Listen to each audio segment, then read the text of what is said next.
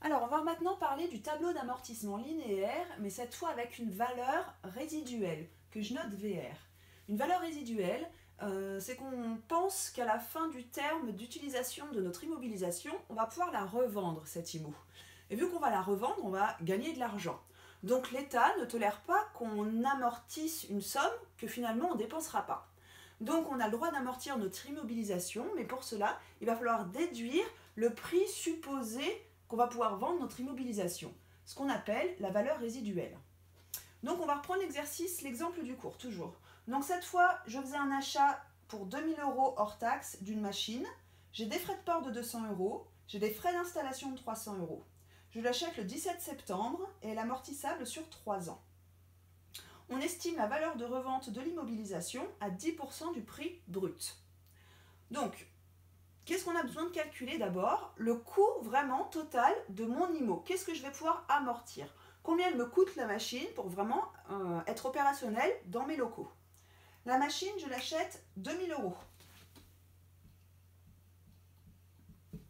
J'ai des frais de port pour 200 €. J'ai des frais d'installation pour 300 €. En réalité, ma machine, elle me coûte 2500 € hors taxe. Ma valeur résiduelle, combien je pense la revendre? Je pense la revendre 10% du brut. Mon brut, c'est 2000. Ma valeur résiduelle, 2000 fois 10%, je suis à 200 €. Hors taxe, toujours. Donc, combien je vais avoir le droit d'amortir? C'est ce qu'on appelle la base amortissable. La base amortissable, c'est mon coût d'acquisition moins ma valeur résiduelle. C'est-à-dire 2500 € moins 200 € que je pense la revendre. En vrai, elle va me coûter 2300 € cette machine. Donc, j'ai le droit d'amortir 2300 €. On est en méthode linéaire, j'ai besoin du taux linéaire. 100 divisé par la durée, cette fois c'est sur 3 ans. 100 divisé par 3, 0,33333 à l'infini. 33,33333% un tiers, ou comme souvent je vous le dis, 33 un tiers. Le plus simple quand on a ce taux-là, c'est diviser par 3. Multiplié par 33,3333%, ça revient au même que divisé par 3. On a besoin aussi du nombre de jours. Pourquoi? Parce que l'année 2018, on va pouvoir amortir notre machine du 17 septembre à la fin d'année. Donc du 17 au 30, j'ai combien de jours? 30 moins 17, j'ai 13 jours. De octobre à décembre, j'ai 3 mois. 30 jours par mois, j'ai 90 jours. Ce qui me fait un total de 103 jours. La première année, je vais pouvoir amortir à hauteur de 103 jours mon IMO.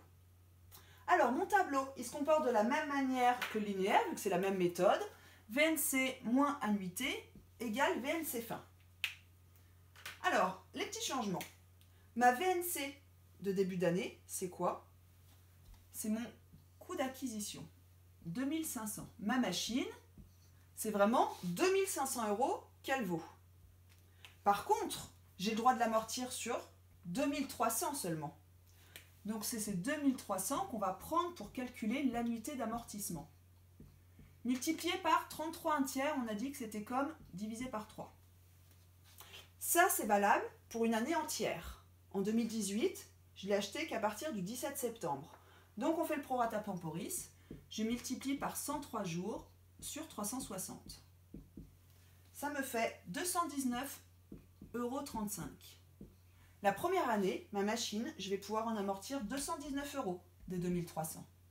Ma VNC fin, 2005 moins 219, 2280,65. Comme tous les tableaux d'amortissement, ma VNC fin d'année se retrouve VNC début d'année d'après. Donc 2280,65. Mon amortissement, cette fois j'ai une année complète, mon amortissement c'est 2300 divisé par 3 ou 2300 multiplié par 33,33%, ce qui me donne 766,67. En fin d'année, je partais de 2280,65, j'en amortis 766,67. Ma machine, elle vaut en fin d'année 1513,98. 2020. 1513,98. Si je reprends mon amortissement, cette fois sur 3 ans, 3 années complètes. Là, j'ai un bout d'année et une année. Donc cette année, elle sera encore complète. 2300 divisé par 3, 766,67. Il me reste en fin d'année 747,31.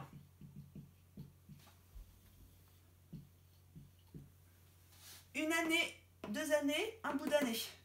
2021, ça va être ma dernière année. Ça va être le complément de la première. Pour que ça plus ça me fasse une année, pour que j'ai bien en tout 3 ans d'amortissement. Donc je repars de 747,31.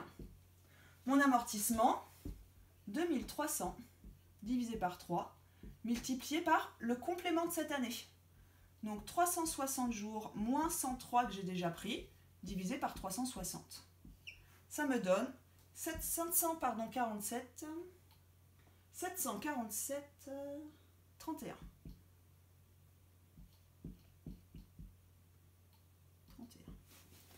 VNC fin d'année.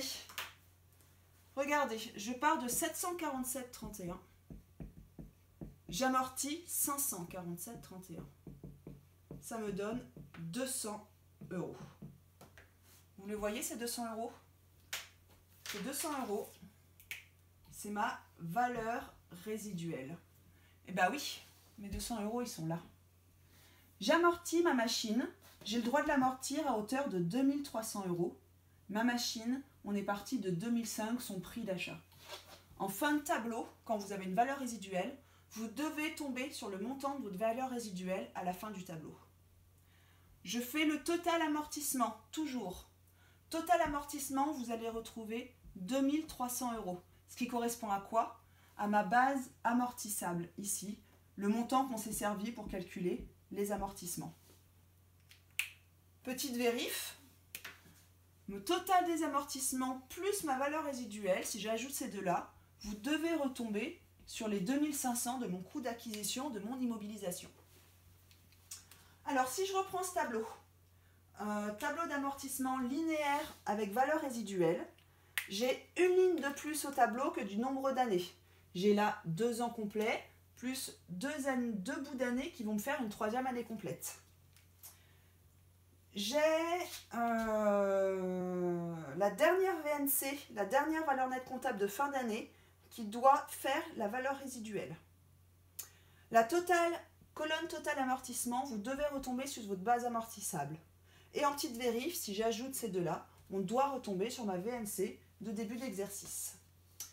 Voilà, c'était le tableau d'amortissement linéaire avec une valeur résiduelle. Merci.